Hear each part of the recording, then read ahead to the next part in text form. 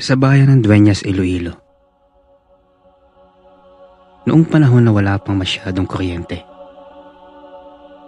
ang dilim ay hindi lang kawalan ng liwanag.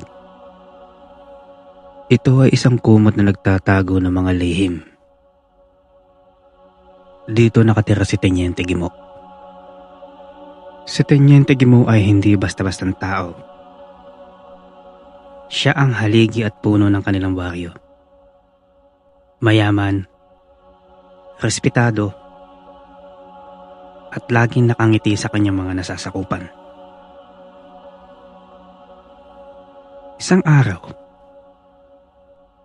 ang anak ni Gimo na si Clara ay nag-imbita ng 2 kaklase mula sa universidad. Sina Maria at Ana. Hali kayo sa amin. Pista sa amin at siguradong busog kayo doon. Wika ni Clara. Sino ba ang tatanggi sa isang libreng bakasyon? Umuwi si Clara kasama ang 2 kaklase. Ngunit pagpasok pa lang nila sa baryo, naramdaman na ni Maria ang bigat ng hangin. At ang mga tao doon sa daan ay tumigil sa paglalakad na para lang tingnan sila. Hindi ito tingin ng paghanga, kundi tingin ng isang taong gutom na nakakakita ng pagkain. Ang bahay ni Teniente Gimo ay isang malaking mansyon na gawa sa nara at bato. Pagdating ni Maria, sinalubong sila ni Gimo. Tuloy kayo mga anak. Handa na lahat para sa malaking selebrasyon mamayang gabi. Bungad ng Teniente habang hinahasa ang kanyang mahabang itak sa harap ng kanilang bahay. Sa pagsapit ng hapunan, kapansin-pansin ang mga hain ay tila puro karni lamang. Wala itong halong gulay. At ang mga kulay ng karne ay pulang-pula. Napansin ni Maria na hindi kumakain si Teniente Gimo at ang kanyang mga tauhan. Nakatingin lang sila sa kanila. Bakit po hindi kayo kumakain, Teniente? Busog pa po ba kayo? Tanong ni Maria kay Teniente Gimo. Ngumiti lang si Teniente Gimo. Isang ngiting hindi umaabot sa kanyang tenga. Busog pa kami, iya. Ititira namin ang gana namin sa pagkain para sa espesyal na putahe mamayang madaling araw. Wika ni Teniente Gimo. Dahil sa pagod, maagang humiga ang mga dalaga. Pinatulog sila sa isang malaking kwarto doon sa itaas. Si Clara ang nasa gitna. Si Ana ang nasa kaliwa. At si Maria, siya yung nasa kanan, na malapit sa bintana. Sa paglalim ng gabi, hindi makatulog si Maria. May mga naririnig siyang kalansing na bakal sa ilalim ng silong.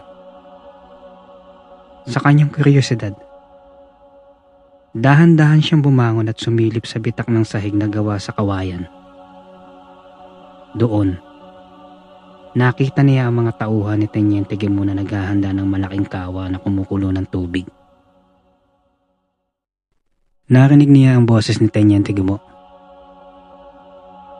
Mababa at gumagaral-gal ito. Makinig kayo para hindi tayo magkamali. Ang kakatayin ninyo ay ang dalagang nasa dulo. Yung may suot na kwintas na beads. Huwag ninyong gagalawin ang aking anak. Nang marinig ni Maria ang pinag-uusapan nila, nanigas ang kanyang buong katawan. Ang tinutukoy ni Gimo ay siya. Siya ang may suot ng kwintas na beads na binigay ni Clara bilang souvenir kanina. Sa loob ng madilim na kwarto, naririnig ni Maria ang mabigat na paghinga ni Ana at Clara. Alam niyang ilang minuto na lang ay aakyat na ang mga aswang. Kaya sa sobrang takot niya, ay napadasal ito. Ngunit nanaig ang pagnanais na makaligtas. Dahan-dahan sa gitna ng kadiliman ay tinanggal niya ang kanyang kwintas sa leeg. At isinuot niya ito kay Clara na mahimbing na natutulog. Ang kwintas naman ni Clara, nagawa sa pilak ay kinuha niya at isinuot niya ito sa kanyang sarili. Maya-maya pa, bumukas na ang pinto. Pumasok ang 3 lalaking may bitbit na sako at matatalas na kagamitan. Hindi sila nagsasalita. Sa dilim, kinapkap nila ang leeg ng dalaga. Nang maramdaman nila ang bid sa leeg ni Clara, mabilis nilang binuhat ang sariling anak ng tenyente. Habang nangyayari yun, narinig ni Maria ang pigil na ungol ni Clara bago ito tuloy ang maipasok sa sako at nailabas ng kwarto. Sa pangyayaring yun, hindi na nag-aksaya ng panahon si Maria. Ginigising niya si Ana pero hindi ito magising. Sobrang lalim ng kanyang pagtulog. Marahil ginamitan ito ng pampatulog ng mga aswang. Wala siyang magawa kundi iwanan si Ana at tumalon sa bintana. Tumakbo siya sa gitna ng masusukol na gubat ng duenyas. Naririnig niya ang mga sigaw sa malayo. Hindi sigaw ng takot kundi sigaw ng mga gutom na mga halimaw. Habang tumatakbo, narinig niya ang isang malakas at nakakapangilabot na palahaw mula sa mansyon. Ang anak ko! Ang anak ko! Anak ko to! Iyon ang boses ni Teniente Guimont. Napagtanto nila na ang dalagang kinuha nila ay hindi si Maria kundi si Clara na anak ni Teniente Guimont. Ang galit na sigaw ay napalitan ng tunog ng mga pakpak at ngayabag na mabibilis na humahabol sa kanya.